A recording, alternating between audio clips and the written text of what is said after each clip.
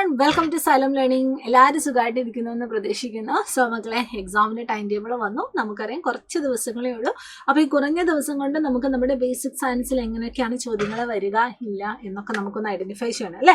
അപ്പം എല്ലാവർക്കും വേണ്ട പ്രധാനപ്പെട്ട കുറച്ച് ക്വസ്റ്റ്യൻസ് ആയിട്ടാണ് ഞാൻ വന്നിരിക്കുന്നത്. അപ്പോൾ നിങ്ങൾ എല്ലാവരും എന്ത് ചെയ്യുക, സ്കിപ്പ് ചെയ്യാതെ മുഴുവനായിട്ട് കാണാനായിട്ട് ശ്രദ്ധിക്കുക. ഓക്കെ, അപ്പം നമ്മുടെ ഒന്നാമത്തെ ചോദ്യത്തിലേക്ക് നമുക്ക് പോവാം.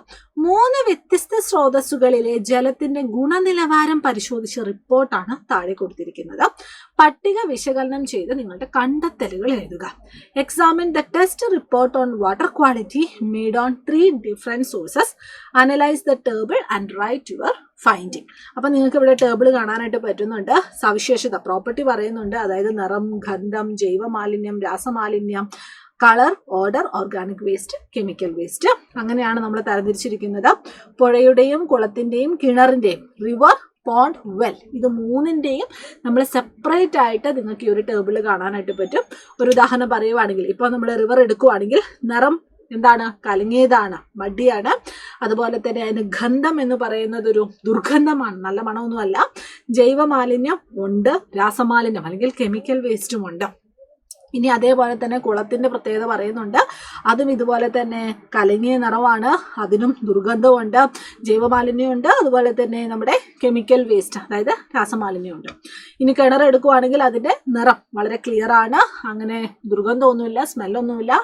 അതേപോലെ തന്നെ അതിൽ ജൈവമാലിന്യവും ഇല്ല, അതായത് നമ്മുടെ ഓർഗാനിക് വേസ്റ്റും ഇല്ല, അതുപോലെ തന്നെ കെമിക്കൽ വേസ്റ്റും ഇല്ല. അപ്പോൾ ഈ ഒരു പട്ടിക ആദ്യം എന്ത് ചെയ്യുക, ഒന്ന് അനലൈസ് ചെയ്യുക. ഇനി അതിൻ്റെ ബേസിലുള്ള സബ് ക്വസ്റ്റ്യൻസ് ആണ് നോക്കുന്നത്. ഏറ്റവും സുരക്ഷിതമായ ജലസ്രോതസ് ഏതാണ്? Which source of water is safest to drink? ഏറ്റവും സുരക്ഷിതമായത്, കുടിക്കാനൊക്കെ പാകത്തിനുള്ളത് ഏതാണ്? അപ്പോൾ ഈ ഒരു ടേബിൾ നോക്കിയിട്ട് പറയാം ഏതാണ്. യെസ്, കിണറാണ്, വെൽ. പുഴ, കുളം എന്നിവയിലെ ജലം കുടിവെള്ളമാക്കി ഉപയോഗിക്കാനായിട്ട് പറ്റുമോ? എങ്ങനെ? Can we make river and pond water portable? How? അത് നമുക്ക് എങ്ങനെ ചെയ്യാനായിട്ട് പറ്റും? അതിന് പല മെത്തേഡുണ്ട്. അരിക്കൽ, ക്ലോറിനേഷൻ, ഡിസ്റ്റിലേഷൻ, ഇതൊക്കെ നിങ്ങൾക്ക് ഉപയോഗിക്കാനായിട്ട് പറ്റും കേട്ടോ. അരിക്കൽ, ക്ലോറിനേഷൻ, ഡിസ്റ്റിലേഷൻ മുതലായ മാർഗങ്ങൾ ഉപയോഗിച്ച് നദിയിലെയും കുളത്തിലെയും വെള്ളം ശുദ്ധീകരിച്ച് നമുക്ക് കുടിവെള്ളമാക്കാനായിട്ട് പറ്റും.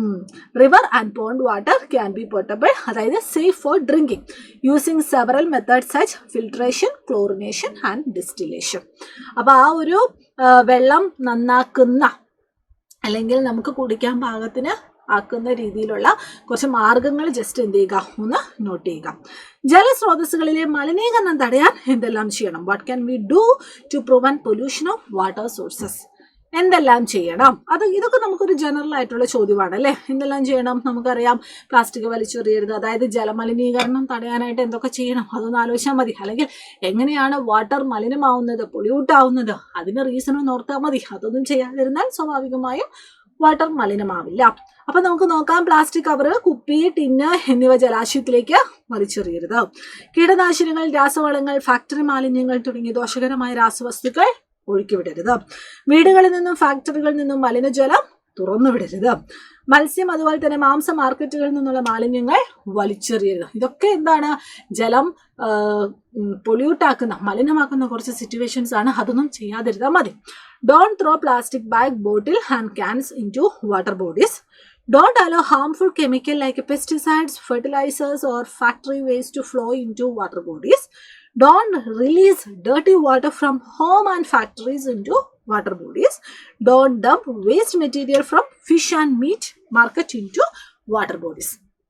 ഓക്കെ, അപ്പോൾ എന്ത് ചെയ്യുക, ഇത് ഓർത്തിരിക്കുക. വാട്ടർ ആൻഡ് ലൈഫ് എന്ന് പറയുന്ന ചാപ്റ്റർ എന്ന് പറയുന്നത് നമുക്ക് എളുപ്പത്തിൽ മാർക്ക് സ്കോർ ചെയ്യാൻ പറ്റുന്ന ഒരു ചാപ്റ്ററാണ്. അത് നമ്മളിങ്ങനെ പഠിച്ചില്ലെങ്കിൽ പോലും നമ്മുടെ ഒരു ഐഡിയ വെച്ചിട്ട്, നമ്മുടെ ഒരു എക്സ്പീരിയൻസ് വെച്ചിട്ട്, നമ്മുടെ ചുറ്റുമുള്ള കാര്യങ്ങളൊന്ന് നോക്കിയാൽ മതി. ഓക്കെ, ഇതിൻ്റെയൊക്കെ ബേസിൽ നമുക്ക് ഈസി ആയിട്ട് മാർക്ക് സ്കോർ ചെയ്യാൻ പറ്റുന്ന ചാപ്റ്ററാണ്.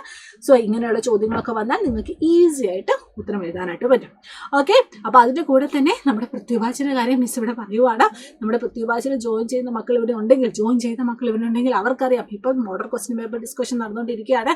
എക്സാം നമ്മൾ കണ്ടക്ട് ചെയ്യുന്നുണ്ട്, ഓണപരീക്ഷയുടെ ബേസിലുള്ള എക്സാം കണ്ടക്ട് ചെയ്യുന്നുണ്ട്, അതിൻ്റെ ക്വസ്റ്റ്യൻ പേപ്പർ നമ്മൾ ഡിസ്കസ് ചെയ്യുന്നുണ്ട്.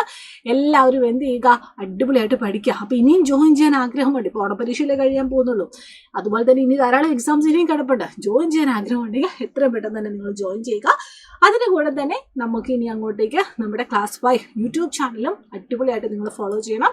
കാരണം ലൈവ് ക്ലാസ്സുകൾ വരുന്നുണ്ട്, മാരത്തോൺ ലൈവുകളും മിനി മാരത്തോൺ ലൈവുകളൊക്കെ വരുന്ന ടൈമാണ്. അതൊക്കെ നിങ്ങൾ എന്ത് ചെയ്യുക, സ്കിപ്പ് ചെയ്യാതെ മുഴുവനായിട്ട് കാണുക, നിങ്ങളുടെ ഫ്രണ്ട്സിനോടൊക്കെ പറയുക. ഓക്കെ അല്ലേ? അപ്പോൾ എനിവേ നമ്മളിത് ഇന്നത്തെ ഈ ഒരു ക്ലാസ് നമ്മൾ വൈൻഡ് അപ്പ് ചെയ്യുന്നു. അടിപൊളിയായിട്ടിരിക്കുക, നല്ല രീതിയിൽ പഠിക്കാം. ഓക്കെ, അപ്പോൾ anyway all the very best. Thank you so much. By.